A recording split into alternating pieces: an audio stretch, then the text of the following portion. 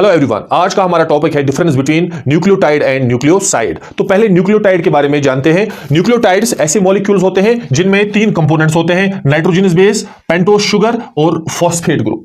Nitrogenous base जो है it is attached to carbon number 1 of this pentose sugar and this phosphate group is attached to carbon number 5 of this pentose sugar.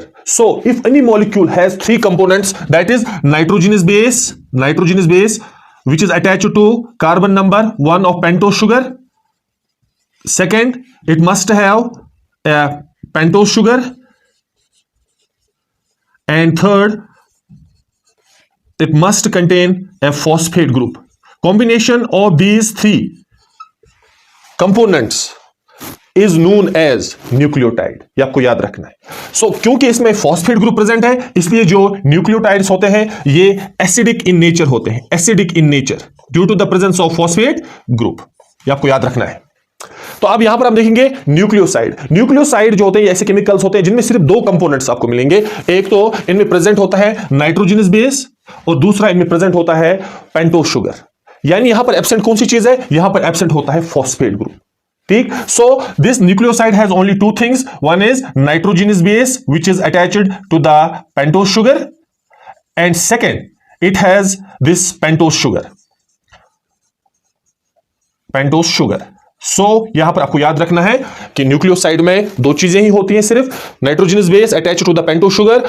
Nucleotide में आपको याद रखना है तीन चीजें होती है, नाइट्रोजनस बेस, पेंटोस शुगर और फॉस्फेट. यानी दोनों में डिफरेंस किस चीज का है? फॉस्फेट का है. क्योंकि यहां पर फॉस्फेट ग्रुप एब्सेंट है और यहां पर बेस है, तो इसलिए ये न्यूक्लियोसाइड जो है it is basic in nature, यानी ये बेस की तरह एक्ट करेगा. ये आपको याद रखना है. सो न्यूक्लियोटाइड एसिडिक होता है due to the presence of phosphate group. हालांकि यहां पर भी नाइट्रोजनस बेस प्रेजेंट होती है, क्योंकि जो नाइट्रोजनस बेस है ये वीक बेस होता है और फॉस्फेट ग्रुप जो है ये स्ट्रॉन्ग एसिड होता है. ओवरऑल न्यूक्लियोटाइड जो है इसका नेचर एसिडिक होता है. यहां पर आप देखिए न्यूक्लियोसाइड में तो क्योंकि इसमें सिर्फ बेस प्रेजेंट है, वो एसिड वाला part that is phosphate is absent, तो इसलिए इसका नेचर बेसिक है. तो डिफरेंस इन दोनों में सिर्फ फॉस्फेट का है. अब हम देखेंगे about the nomenclature of nucleotide and nucleoside. यानी न्यूक्लियोटाइड को हम कैसे नाम देते हैं और न्यूक्लियोसाइड को हम कैसे नाम रखते हैं. ये जो हम नाम रखते हैं ये डिपेंड करता है कि यहां पर नाइट्रोजनस बेस कौन सा प्रेजेंट है. आपको पता है नाइट्रोजनस बेस हमारे पास 5 किस्म के होते हैं, adenine, guanine, cytosine, thymine and uracil.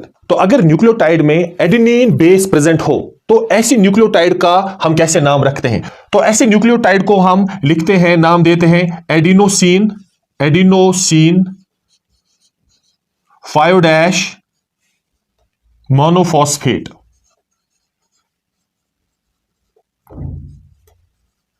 ये आपको याद रखना है. या एडिनाइलिक एसिड. एसिड क्यों? अभी मैंने आपको बोला न्यूक्लियोटाइड्स एसिडिक नेचर के होते हैं due to the presence of phosphate group.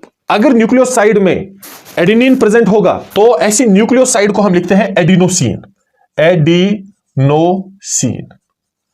So we have adenosine which means combination of pentose sugar and adenine. और यहां पर वी हैव एडिनोसिन. एडिनोसिन का मतलब क्या है? We have pentose sugar and adenine और यहां पर 5' कार्बन पर मोनोफॉस्फेट.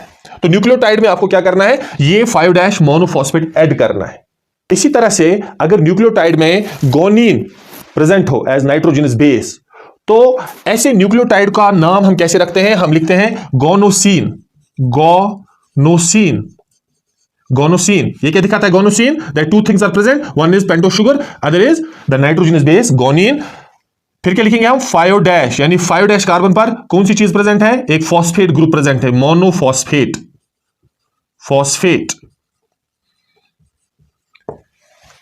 या इसको लिखते हैं गोनिलिक एसिड.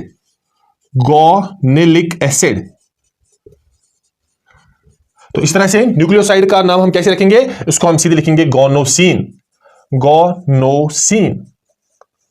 आपको याद रखना है, सिंपल सी बात है. गोनोसिन means it is a nucleoside containing the guanine nitrogenous base. Guanosine 5' monophosphate क्या हमें बताता है? That this nucleotide it contains guanine and at carbon number 5 it contains a phosphate group. ये आपको याद रखना है. अगर साइटोसिन प्रेजेंट होगा एक न्यूक्लियोटाइड में तो उस न्यूक्लियोटाइड का नाम रखते हैं साइटिडीन. यहां पर आपको याद रखना है साइटिडीन 5' मोनोफॉस्फेट. फॉस्फेट या साइटिडाइलिक एसिड, साइटिडाइलिक एसिड। और ऐसा न्यूक्लियोसाइड जिसमें साइटोसिन नाइट्रोजनस बेस प्रेजेंट हो उसको लिखते हैं हम साइटिडीन। साइटिडीन, ये आपको याद रखना है। तो अभी हम पढ़ रहे हैं nomenclature of nucleotides and nucleosides.